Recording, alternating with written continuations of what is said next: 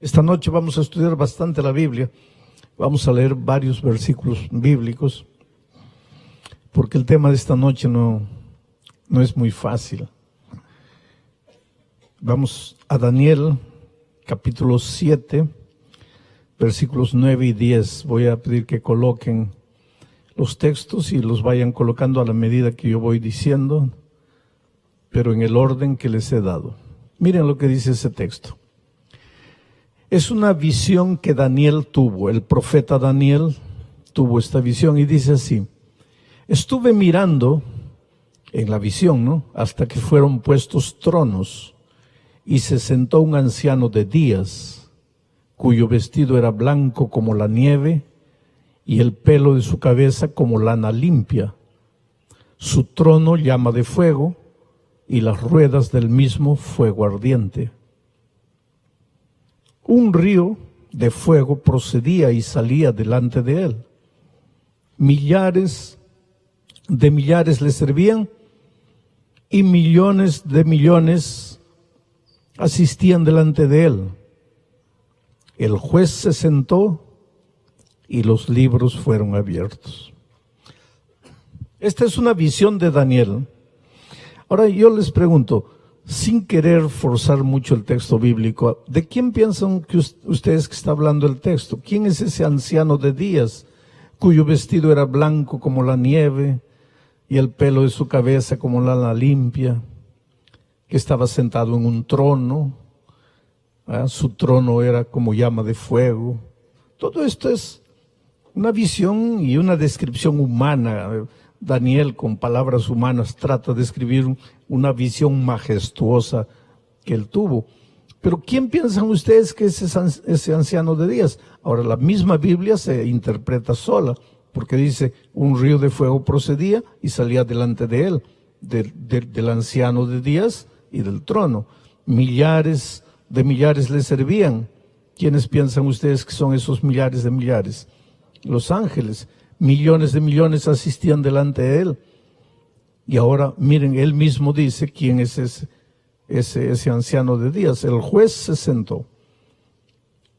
Evidentemente está hablando aquí de Dios. Dios es el juez. El juez se sentó, los libros fueron abiertos. Naturalmente esta es una visión, y vuelvo a repetir, Daniel trata de describir en palabras humanas, usando figuras humanas, cómo era la visión que tuvo. Pero la esencia del mensaje es la siguiente: va a haber un juicio. Va a haber un juicio. A mí me impresiona que uno de los escritores bíblicos que más menciona el juicio es Pablo. Y ustedes saben que Pablo es el defensor de la gracia de Cristo. Ahora, como un hombre, un exponente de la gracia de Cristo, como es Pablo, es también uno de los que más habla del juicio. ¿Sabes por qué? Porque gracia no está reñida con juicio. Porque el juicio es parte de la gracia. ¿Para qué sirve un juicio? No para asustar. Por favor, no te asustes con el hecho de saber que va a haber un juicio. No te asustes. ¿Por qué? Te voy a hacer una ilustración. Vamos a decir que tú tienes una casa, me la prestas, te vas de viaje 2 años, y en esos 2 años yo me apodero de la casa que me prestaste. Aprovecho que estás viajando, falsifico unos papeles y cuando llegas tú, yo te digo, mira, la casa era tuya, ahora es mía. Pero ¿cómo si yo te la presté? No, aquí están los papeles, la casa es mía. Y vamos a un juicio para que el juez determine quién tiene razón. Dime tú, ¿quién es que debería tener miedo de ese juicio? ¿Tú que eres el dueño? ¿O yo que soy el usurpador? ¿Quién es el que tiene que temblar delante del juicio? Los culpables. El culpable tiene que tener miedo al juicio. Ahora, miren lo que Pablo dijo, ya lo repetí durante la semana. Todos pecamos y estamos destituidos de la gloria de Dios. Todos. No hay justo ni siquiera uno.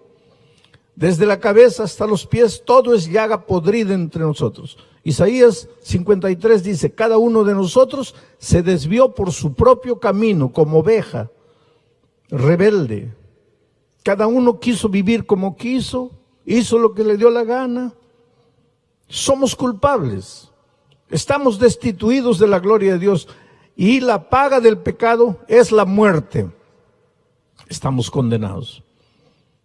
Pero ahora viene Jesucristo y dice así, sí, es verdad, Él pecó y merece morir, pero yo no pequé, yo fui a la tierra como ser humano y no pequé, y yo merezco vivir, pero voy a morir, para que con mi muerte Él pueda pagar su deuda, de tal manera que Él se salve, yo voy a morir por Él.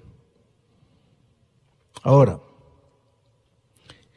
¿cómo se sabe si tú aceptaste o no aceptaste la sustitución de Cristo? ¿Cómo se puede saber si tú realmente te apoderaste de la sangre de Cristo? Por eso tiene que haber un juicio. Por eso tiene que haber un juicio. El juicio de la investigación, donde seguramente se va a revisar tu caso, el mío. Alejandro Bullón, el 24 de abril a las 5 de la tarde hizo esto. El 25 de abril a las 6 de la tarde hizo esto.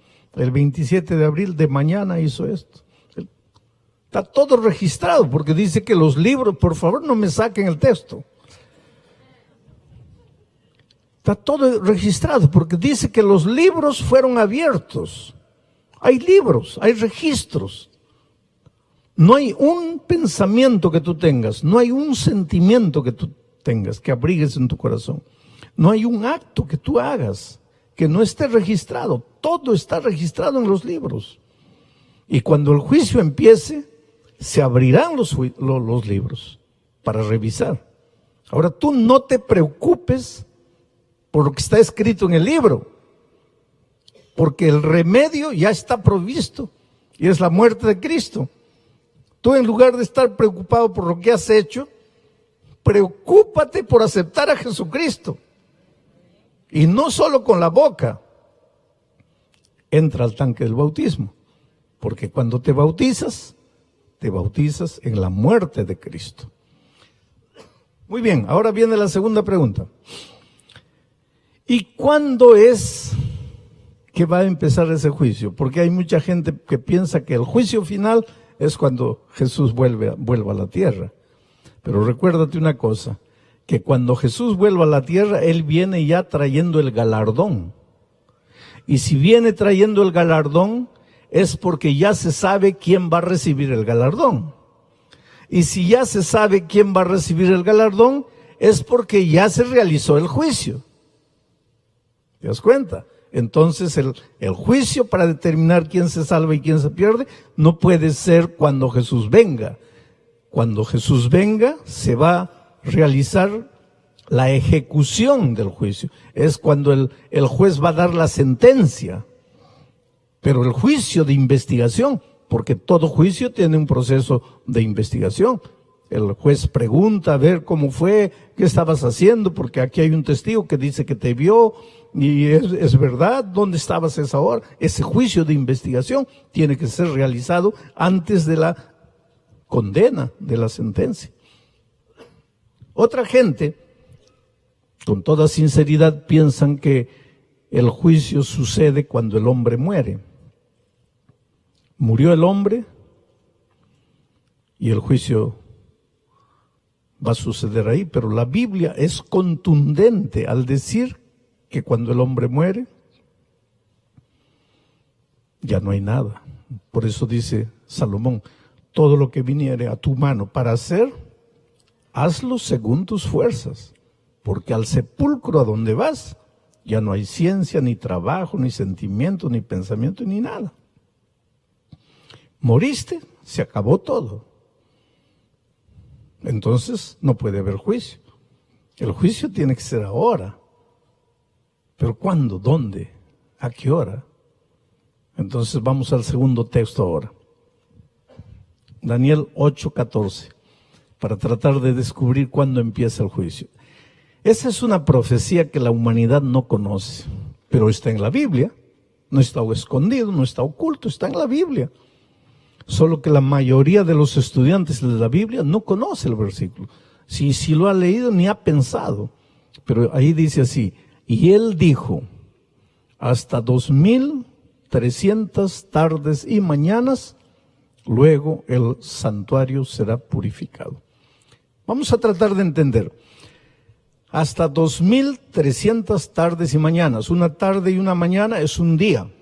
O sea, la profecía dice así: hasta 2300 días, luego el santuario será purificado. ¿Qué tiene que ver este versículo con el juicio? Esto es interesante. Porque antes de anoche estudiamos lo que sucedía cuando el santuario de Israel era purificado. Antes de anoche estudiamos que una vez por año, bueno, vamos a hacer un repaso. Todos los días el pecador israelita llevaba un corderito, transfería sus pecados al cordero, entonces sacrificaba el cordero, su sangre se derramaba. Ahora venía el sacerdote, tomaba la sangre del cordero contaminada y la colocaba en el lugar santísimo. Todos los días. Pero una vez por año, el santuario tenía que ser purificado. Y ahí el sacerdote entraba al lugar santísimo y recogía simbólicamente todos los pecados y los colocaba encima del macho cabrío vivo que representaba a Satanás para que fuera enviado al desierto a morir. No que el macho cabrío representando a Satanás moría por el hombre, no, él moría por él mismo, porque finalmente el enemigo es el causante de todos los pecados y él va a pagar por todo lo que hizo desde que se reveló en el cielo. Y todo lo que te hizo hacer a ti, te hizo sufrir, te hizo pecar, te destruyó, pues él la va a pagar finalmente, él va a cargar con todo lo que hizo, las consecuencias de lo que hizo. Bueno, así el santuario era purificado. Pero cuando Daniel escribió esto, él dice así: hasta 2300 días y el santuario será purificado. ¿Cuándo empieza esta fecha? 2300 días. En primer lugar, quiero decirte una cosa, porque aquí hay mucha gente nueva que todavía no conoce mucho Biblia. Yo no voy a explicar en detalle esta profecía, pero voy a dar líneas generales para que ustedes entiendan. Para que ustedes entiendan eso, hay que entender qué cosa es en profecía un día. Dice, hasta 2300 días, tardes y mañana, un día, luego el santuario será purificado. ¿Qué significa un día en profecía? Vamos al siguiente texto, Ezequiel. Miren lo que dice: cumplidos estos, te acostarás sobre tu lado derecho segunda vez y llevarás la maldad de la casa de Judá 40 días. Día por año te lo he dado. O sea, en profecía, cuando tú estudias profecía, cada vez que encuentras la palabra día en profecía, significa 1000 años literales. 1000 años literales. Y la profecía de Daniel 8:14 decía así: cuentas 2300 años literales y cuando termine esa fecha va a empezar la purificación del santuario. Muy bien. Pero ¿cuándo termina esa profecía? Para saber cuándo termina esa profecía, hay que saber cuándo empieza la profecía. Y ahora vamos a Daniel para el otro versículo, para ver cuándo empieza esa profecía.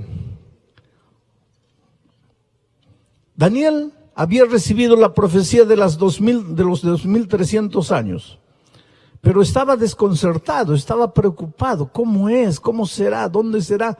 Es una historia larga, yo la estoy acortando, pero viene el ángel y le explica, y le dice así: sabe pues Daniel, y entiende, que desde la salida de la orden para restaurar y edificar a Jerusalén, hasta el Mesías príncipe habrá 7 semanas y 72 semanas.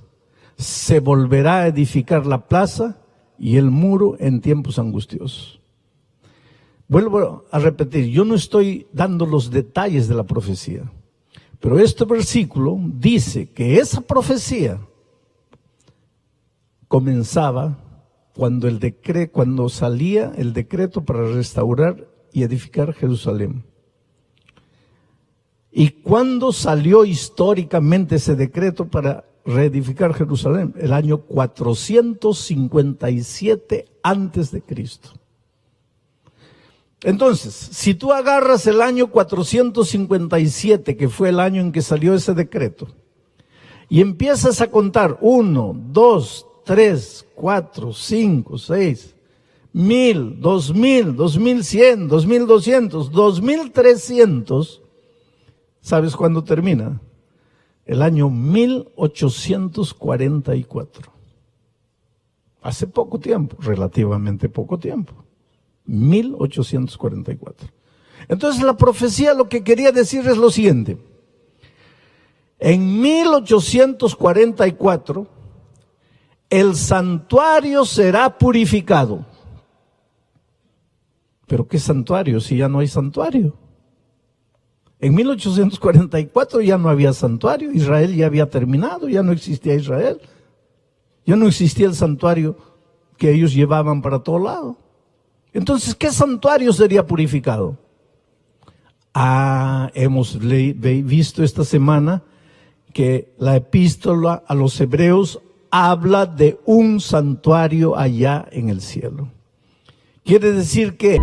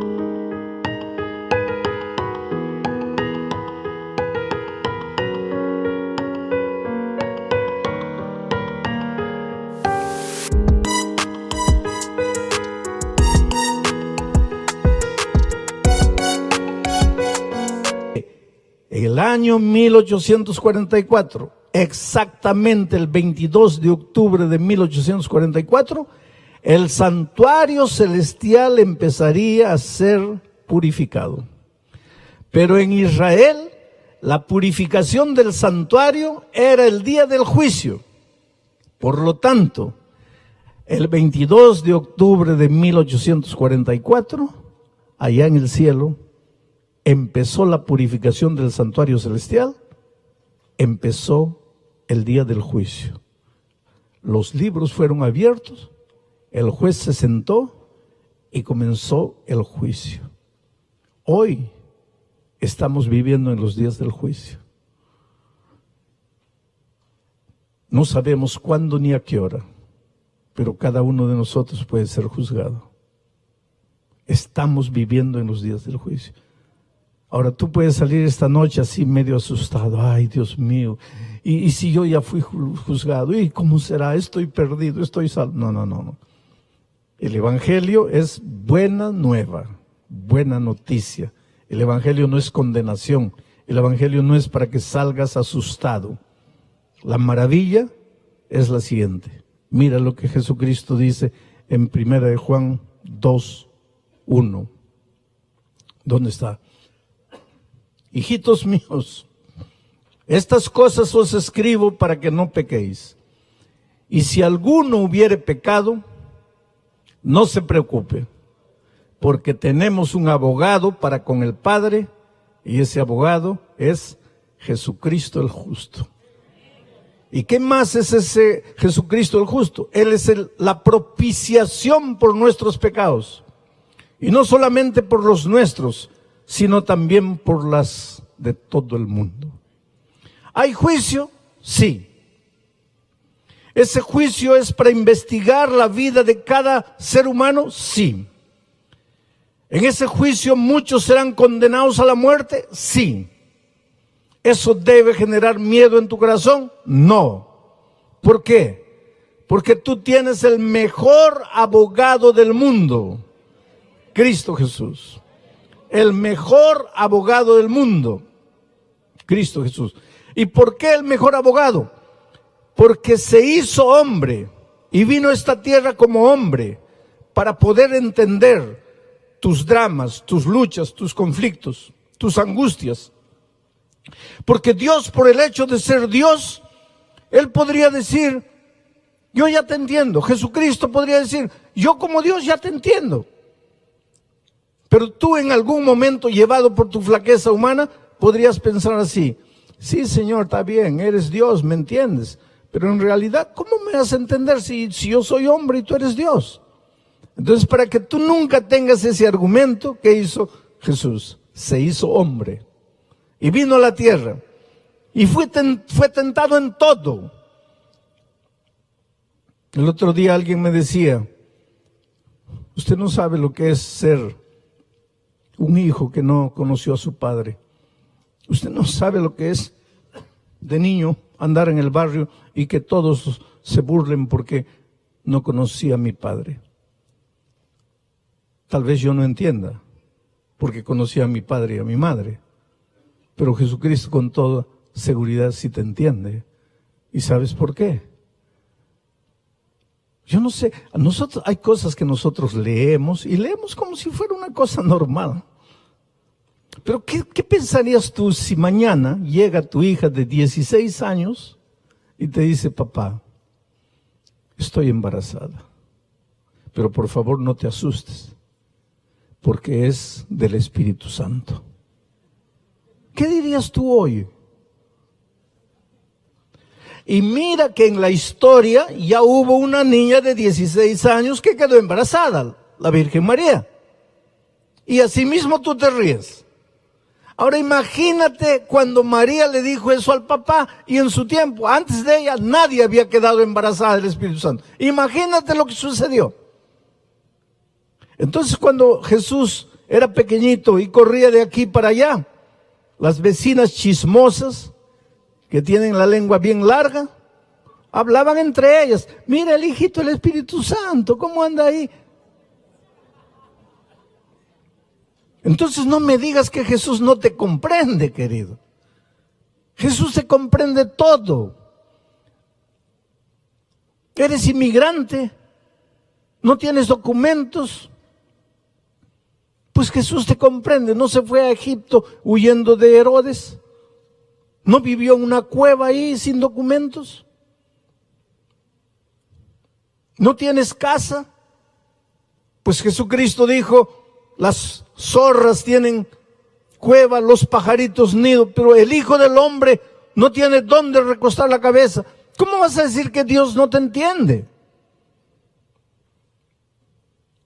¿Tienes hambre? Jesús pasó hambre. ¿Ya te escupieron? Creo que nunca. A Él le escupieron. ¿Ya te azotaron? Creo que nunca. A Él lo azotaron. ¿Ya te dejaron semidesnudo? ¿Te clavaron una corona de espinos? No. A Él sí. ¿Cómo puedes decir que no te entiende? Entonces, cuando los vientos de la tentación llegan a tu vida y tú no sabes qué hacer. El otro día yo encontré a una señora que me dice, pastor, para mí no hay perdón, yo he cometido el pecado contra el Espíritu Santo. ¿Por qué? Porque cuando mi hijo de 18 años murió y me dieron la noticia, y yo vi el cuerpo inerte de mi hijo destruido en un accidente de tránsito, yo maldije a Dios, pastor. Yo dije, maldita la hora. ¿Qué Dios eres? Después pasó el tiempo y yo entendí. Pero pastor, yo creo que para mí no hay perdón. ¿Cómo tuve el valor de maldecir a Dios? A veces en tu oración tú no le dices a Dios, Señor, parece que me has olvidado. ¿Dónde estás? Pues un día en la cruz del Calvario el Señor Jesucristo levantó los ojos al cielo y dice: Dios mío, ¿por qué me has abandonado? ¿Su padre lo había abandonado? No. Pero la nube de dolor era tan grande que él no podía verlo. Entonces, cuando tú en un momento de dolor hablas una tontería, ¿cómo crees que Jesús no te va a entender? Él te entiende. Él se compadece de ti. No tenemos un abogado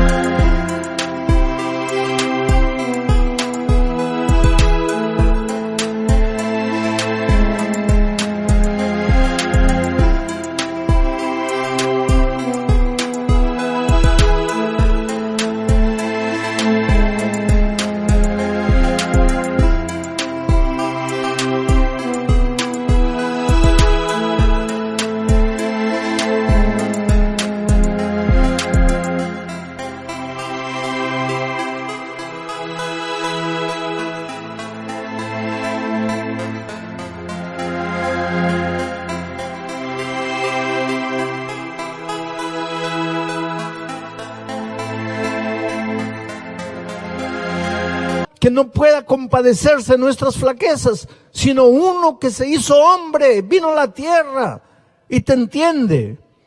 Y es por eso que puedes ir a ese abogado con confianza y decirle: Señor, he pecado, no tengo perdón, la paga del pecado es la muerte, pero Señor, por favor, defiéndeme. Y el Señor Jesucristo, en el santuario celestial, en estos días de juicio, intercede por ti. Por eso Pablo dice, escribiendo a Timoteo: no tenemos otro intercesor en esta vida a no ser Cristo, Jesucristo hombre, que te entiende y se compadece de ti.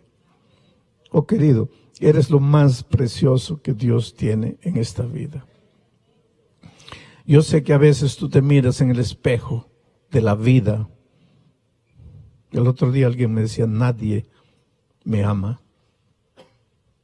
Mis padres no me amaron, en la escuela no me amaron, mis amigos no me amaron, me casé con un hombre, tampoco me amó. Hice tonterías en la vida, hoy mis hijos tienen vergüenza de mí, no me aman. Y lo peor, pastor, a veces yo me miro en el espejo y me desprecio. Yo tampoco me amo. Y es posible que esta noche yo esté predicando para alguien herido por la vida, golpeado.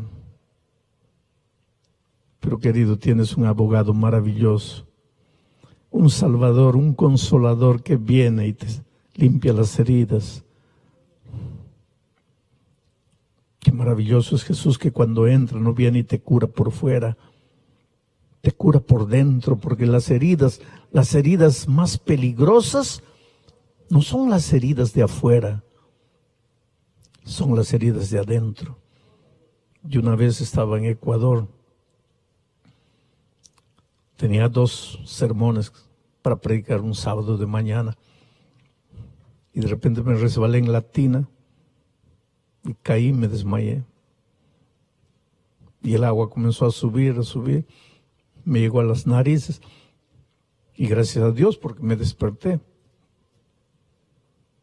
Me sentí mal, me agarré la cabeza, no hay sangre, tranquilo. Me vestí, no me sentía bien, pero me vestí. Bajé para encontrarme con el pastor que ya me iba a llevar a la iglesia. Cuando estoy saliendo del elevador me desmayo de nuevo. El pastor me recoge. ¿Qué le pasa? No, me caí, pero no tengo nada, gracias a Dios estoy bien. ¿Vamos al hospital? No, vamos a predicar, la iglesia está esperando. Fuimos para la iglesia. Estoy saliendo del carro, me vuelvo a desmayar.